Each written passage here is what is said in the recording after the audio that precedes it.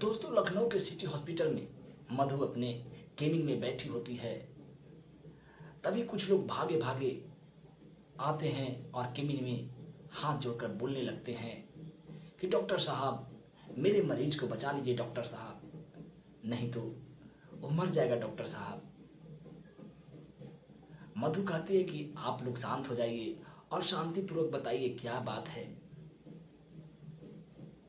वे लोग बोलते हैं कि मैडम जी, एक लड़का है, उसका एक्सीडेंट हो गया है, वो बुरी तरह से जख्मी है, वो बेहोश पड़ा हुआ है, अगर उसका तुरंत इलाज नहीं हुआ तो वो मर जाएगा। मधु अपने स्टाफों को इशारा करती है और स्टाफ लोग जाते हैं और वेंटिलेटर पर सुला करके ले करके आते हैं। मधु अपने केबिन से निकल करके देखती है तो अचानक नजर पड़ता है उस वेंटिलेटर पर पड़े हुए व्यक्ति पर, तो उसके आंखों से आंसू आने लगते हैं। दोस्तों, किसी तरह से मधु अपने आंखों के आंसू को रोकती है और रोकने के बाद अपने डॉक्टरों को बुलाती है और सलाह देती है और सलाह देने के बाद फौरन इलाज के लिए लग जाती है। दोस्तों, मधु उस हॉस्पिटल की मालकिन होती है और सबसे सीनियर डॉक्टर होती है। दोस्तों, आखिर क्या कारण था कि उस शख्स को देख करके मधु के आंखों से आंसू आने लगते हैं? तो बने रहिएगा पूरी कहानी में। दोस्तों, कहानी उत्तर प्रदेश के लखनऊ की है। वहां पर एक व्यक्ति रहते हैं जिनकी एक बेटी होती है जिसका नाम मधु होता है। मधु अभी पढ़ ही रही थी और उसका सपना था कि वो एक बड़ा डॉक्टर बने। दोस्तों, उनके माता पिता बहुत ही सपोर्टिव थे। उसे हमेशा कहते थे कि बेटी, तुम्हें जिस क्षेत्र में जाना हो, जिस फील्ड में जाना हो, जिस फील्ड में करियर बनाना हो, उस फील्ड में जाओ, हम तुम्हें रोकने टोकने वाले नहीं हैं, तुम्हारा जो मन करे वो करो, मगर ऐसा काम करना कि हमारा इज्जत बना रहे।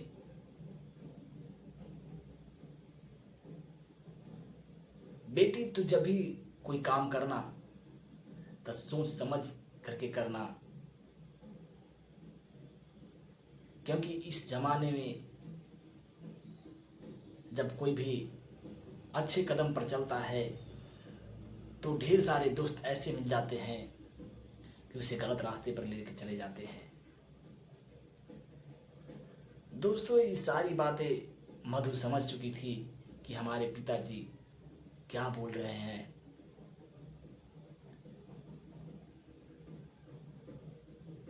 मधु स्कूल में पढ़ने जाती है।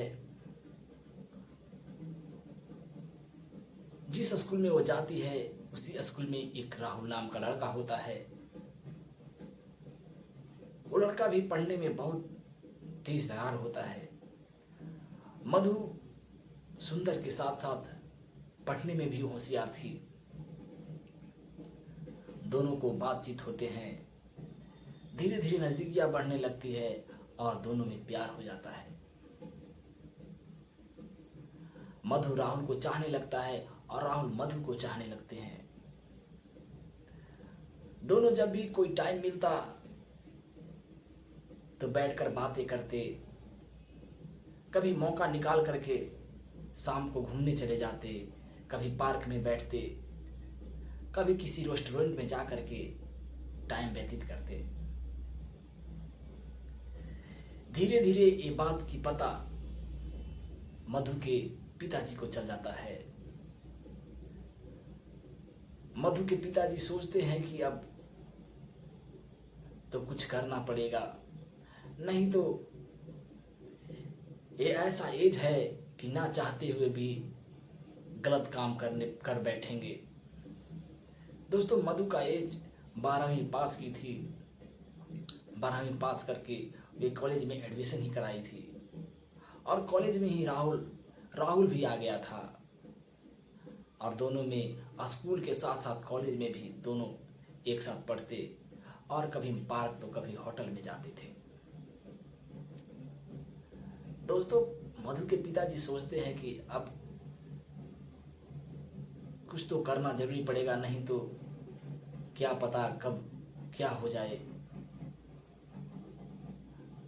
अगर मेरी बेटी कोई गलत रास्ता चुन ली तो हमारा इज्जत तो चला जाएगा।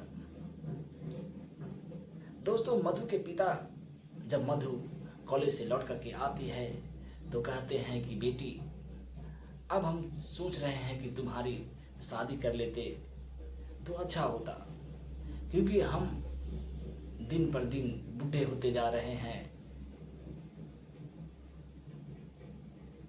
दोस्तों, मधु कहती है कि अचानक मेरे पिताजी को क्या हो गया है कि ये शादी करने के लिए बोल रहे हैं। मधु कहती है कि पिताजी, कोई कुछ कहा है तो हमसे बोलिए, हम उस पर विचार करेंगे, और अगर कोई हमारे बारे में चुगली कुछ किया है तो बताइए। कहे को ऐसा कोई बात नहीं है बेटी, मगर अगर तुम्हारी शादी हो जाएगी तो हमारा बोझ कुछ हल्का हो जाएगा, हम भी निश्चिंत हो जाएंगे। मधु कहती है कि पिताजी, अगर आप मुझे शादी कर दीजिएगा तो हम घर वाले, वहाँ के ससुराल वाले पढ़ने देंगे या नहीं, कौन जानता है। पिताजी, हम डॉक्टर बनना चाहते हैं, मेरा सपना अधूरा का अधूरा रह जाएगा, इसीलिए मुझे शादी नहीं करनी है। पिताजी कहते हैं कि तुम इस सब का टेंशन मत लो बेटी, हम जहाँ भी तुम्हारी शादी करेंगे उससे ये सारी बातें कह देंगे कि हमारी बेटी यहाँ भी अपनी पढ़ाई को जारी रखेगी। मधु सोचती है कि चलो, पिताजी जब हमारे बारे में इतना सोच रहे हैं तो हमारा भी फर्ज है कि पिताजी का कहना को मानना ही चाहिए। और मधु सोचती है कि चलो कर लेते हैं। मधु हाँ बोल देती है, उसकी भी मजबूरी होती है, क्योंकि पिता का कहना जो जन्म से लेकर के आज तक उसकी हर बात को मानते थे, और आज उसे पिता के बात को मानना था। कहते हैं कि ठीक है पिताजी, हम शादी करेंगे, आपका जैसी मर्जी है वैसा ही होगा। मधु के पिता लड़का ढूंढने लगते हैं। लड़का कहीं भी वैसा नहीं मिलता है जैसा मधु थी। जहां घर मिलता है वहां वर नहीं, और जहां वर मिलता है वहां घर नहीं। एक दिन अचानक किसी ने बताया कि लखनऊ में ही एक लड़का है जो बिजनेसमैन है, वो सभी चीज में निपुण है, धन संपत्ति जमीन जायदाद सभी है, और वो हैंडसम है, अच्छा है। मधु के पिताजी उस लड़के को देखने के लिए जाते हैं और लड़के के पिताजी से बात करते हैं। दोस्तों, उस लड़के का नाम नितिन होता है। जब नितिन के पिताजी मिलते हैं तो मधु के पिताजी उस लड़के की पिताजी से पूछते हैं कि क्या आपके लड़के को शादी करनी है। दोस्तों, नितिन के पिताजी होते हैं, वो कहते हैं कि हाँ, हमारे लड़के को शादी करनी है। फिर मधु के पिताजी कहते हैं कि आप लड़के को दिखाइए। लड़का आता है और मधु के पिता को पैर छू करके प्रणाम करता है और सामने खड़ा हो जाता है। नितिन देखने में बहुत ही स्मार्ट था, हाइट भी अच्छी थी। मधु के पिताजी को लड़का पसंद हो जाता है, नितिन पसंद हो जाता है। मधु के पिताजी लौट करके आ जाते हैं। आने के बाद दोनों की शादी हो जाती है। दोस्तों, मधु और नितिन दोनों शादी के बाद खुशी खुशी जीवन व्यतीत करने लगते हैं। मधु इतनी खूबसूरत थी कि नितिन ज़्यादातर अपने घर पर ही रहता, अपने बिजनेस पर बहुत कम ही ध्यान देता था। वो जब मन करता अपना बिजनेस के लिए जाता और जब मन करता तो अपने घर को आ जाता। जब वो घर पर रहता तो उसके दोस्त लोगों के साथ वो कभी इधर उधर चले जाता, कभी शराब पीने चला जाता, तो कभी ऑर्केस्ट्रा देखने चला जाता। दोस्तों, नितिन के दोस्त ऐसे थे कि वो गलत रास्ते ही पर चलते थे। कभी कोई शराबी था तो कोई जुएड़ी था, कोई नशेड़ी था। दोस्तों, एक दिन की बात है कि नितिन के पिता जी का मौत हो जाता है। मौत हो जाने के बाद नितिन और आजाद हो जाता है और टेंशन भी हो जाती है कि अब तो पिताजी नहीं है, सारा बोझ अब मुझ पे ही आ गया।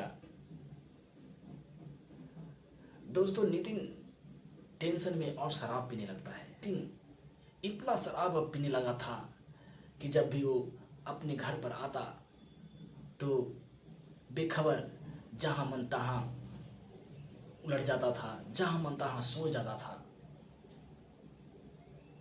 अगर मधु कुछ बोलती तो उसे उल्टा सीधा बोलता था। वो अपनी मम्मी की एक भी बात नहीं सुनता था। दोस्तों, इस प्रकार अब वो नितिन करने लगा था।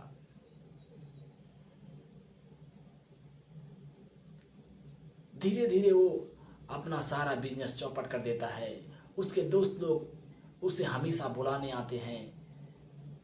वो हमेशा अपने दोस्त लोगों के साथ अब जाने लगता है। उसके दोस्त लोग हमेशा उससे खर्चा करवाते रहते हैं। कभी दारू मंगवाते तो कभी पार्टी दिलवाते थे। इस तरह से वो अपने पैसे को पानी की तरह बहा रहा था। दोस्तों, कभी कभी नितिन इतना पी करके आता था कि मधु को गाली गलौज भी करता था। अगर मधु अच्छी बातें भी बोलती तो उसे गालियां देता था। दोस्तों, एक दिन की बात है कि फिर नितिन पी करके आता है और मधु को गालियां देना शुरू कर देता है। अपने मम्मी को गालियां देने लगता है। मधु जब मम्मी को गाली देता है तो मना करती है तो उसे भी एक लपड़ लगा देता है। दोस्तों, उस दिन तो किसी तरह मधु सोचती है कि चलो मार दिए तो क्या हुआ, दुख तो होता है, मगर वो अपना दुख को दबा करके रखती है। ऐसे ही सिलसिला जारी था। उनके दोस्त लोग आते और उसे बुला करके हमेशा ले जाते। एक दिन की बात है, मधु कहती है कि हम पढ़ाई करना चाहते हैं, अपना पढ़ाई को जारी रखना चाहते हैं। वो कहता है कि नहीं, तुम अब नहीं पढ़ोगी, पढ़ ली, अब तुम्हारे आगे पढ़ने से कोई फायदा नहीं है। फिर भी वो जितना था पढ़ाई का, जितना बुक वगैरह था वो मंगवा लेती है और घर में ही पढ़ते रहती है। एक दिन की बात है कि फिर वो पी करके आता है और आने के बाद दोस्तों गाली गलौज करने लगता है। दोस्तों, मधु जो होती है प्रेग्नेंट रहती है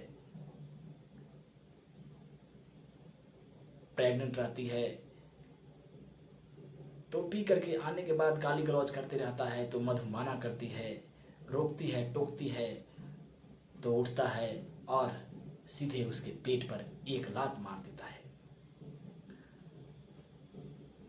लात के मारने के बाद मधु को गर्भपात हो जाता है। मधु बहुत रोती है, तड़पती है। किसी तरह से वो उसके जो सास होते हैं हॉस्पिटल में ले जाते हैं और उसका इलाज करवाते हैं। दोस्तों, मधु जब आती है तो उसका एक ही नशा था कि अब हम इसके साथ नहीं रहेंगे, अब बर्दाश्त से फाजुल हो गया है, अब अंत हो गया है। वो आती है और नितिन को कहती है कि हम अब तुमसे तलाक लेना चाहते हैं, तुम मुझे तलाक दे दो। दोस्तों, वो कोर्ट में अर्जी लगा देती है कि हम इससे तलाक लेना चाहते हैं।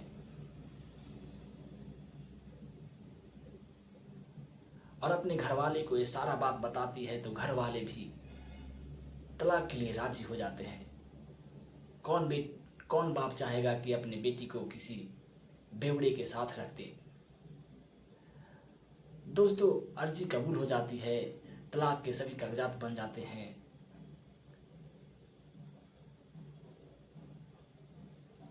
फिर एक दिन नितिन आता है और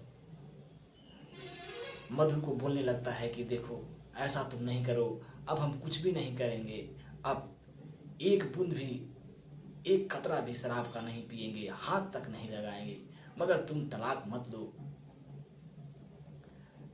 दोस्तों, मगर मधु नहीं मानती है, क्योंकि वो सोचती है कि एक ना एक दिन फिर ये पिएगा और पी करके फिर मुझे मारेगा, पीटेगा और हमारा जीवन नरक बना देगा। क्योंकि पियक्कड़ आदमी पर कोई भी भरोसा नहीं है, आज कसम भी खा लेगा और अगला दिन मुझे मारने को तैयार हो जाएगा। इसलिए उसके बातों पर नहीं ध्यान देती है और तलाक ले लेती है। दोस्तों, नितिन अपना घर में रहता है और मधु अपने घर में चली जाती है। दोस्तों, मधु के पिता के पास धन संपत्ति था, एक बेटी ही थी। वो क्या करते हैं कि उसे लखनऊ पीजीआई में एडमिशन करा देते हैं। एडमिशन कराने के बाद वो डॉक्टरी की तैयारी करने लगती है और बहुत मेहनत करती है। फिर उसके पिताजी एक हॉस्पिटल खोल देते हैं। हॉस्पिटल खोलने के बाद वो अपना पढ़ाई भी उधर करती और अपना हॉस्पिटल में आकर के मरीज को भी देखती। धीरे धीरे वो उसे MBBS की डिग्री मिल जाती है, डॉक्टरनी बन जाती है और फिर अपना हॉस्पिटल संभालने लगती है। दोस्तों, मधु जिस मरीज पर हाथ रख देती थी वो मरीज ठीक हो जाता था। जैसे बोला जाता है कि उसके हाथों में जादू है, उसी तरह से कोई भी मरीज आता था तो वहां से ठीक होकर ही जाता था। विचार व्यवहार मधु के बहुत अच्छे थे, तो बहुत सारे मरीज आते थे, हंसते खेलते जाते थे। दोस्तों, एरिया में उसकी चर्चा होने लगी। वो हॉस्पिटल धीरे धीरे बहुत जम गया और वहाँ लोगों का आना जाना बहुत ज़्यादा हो गया। वो लखनऊ का नंबर 1 हॉस्पिटल बन गया। दोस्तों, एक दिन की बात है कि नितिन अपने गाड़ी से कहीं जा रहा था तो उसका एक्सीडेंट हो जाता है। तो कुछ लोग दौड़े भागे आते हैं और उसे उठा करके वही सिटी हॉस्पिटल में लेके चले जाते हैं। लेके जाने के बाद जब मधु देखती है तो उसके आंखों से आंसू आने लगते हैं। किसी तरह वो अपने आंसू को पोंछती है और उसका इलाज करती है। इलाज करने के बाद वो जब नितिन होश में आता है तो सामने देखता है तो देखता है कि मधु खड़ी है।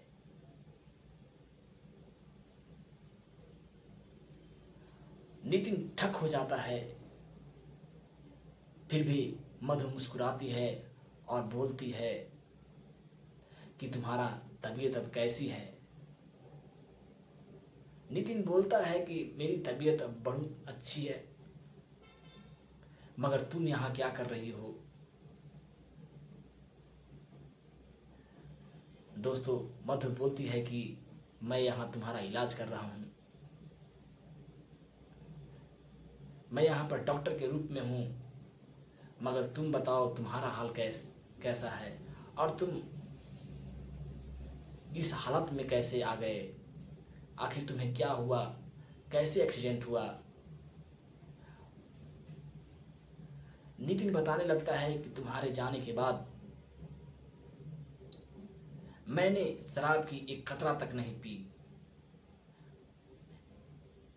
अपने यार दोस्तों को छोड़ दिया, गलत रास्ते छोड़ दिया और आज बिजनेस के सिलसिले में कहीं जा रहा था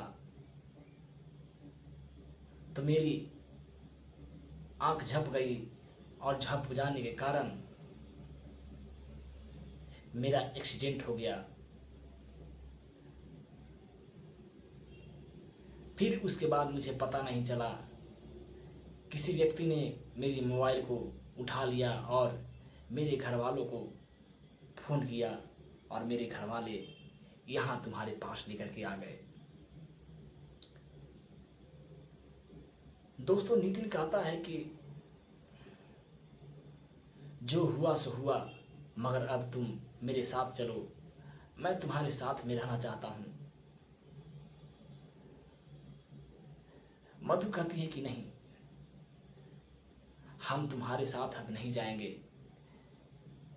क्योंकि जिससे मेरे पिताजी शादी किए वो भी नशेड़ी निकल गया, वो भी ऐसा निकल गया कि मेरा दिल की बात तक नहीं समझा, नहीं जाना कि वो क्या करना चाहती है, कैसी है। और अब तो हमारे 5 साल बीत गए हैं, अब तो हम शादी भी नहीं, तुमसे तलाक लेने के बाद अभी तक मैंने शादी भी नहीं की है और करना भी नहीं चाहती, क्योंकि अब मैं समाज की सेवा करना चाहती हूँ और सभी को सेवा दे रहा हूँ। मैंने तुमसे पहले एक लड़के से प्यार भी किया तो पिता के कहने पर उसे छोड़ दिया और मेरे पिता ने तुम्हें चुना, जो तुमने मेरी भावनाओं को नहीं समझा और मुझे ऐसे प्रताड़ित किया कि उस बात को हम भुला नहीं सकते हैं। फिर भी वो बात जाने दो, मगर हम अब शादी नहीं करना चाहते हैं।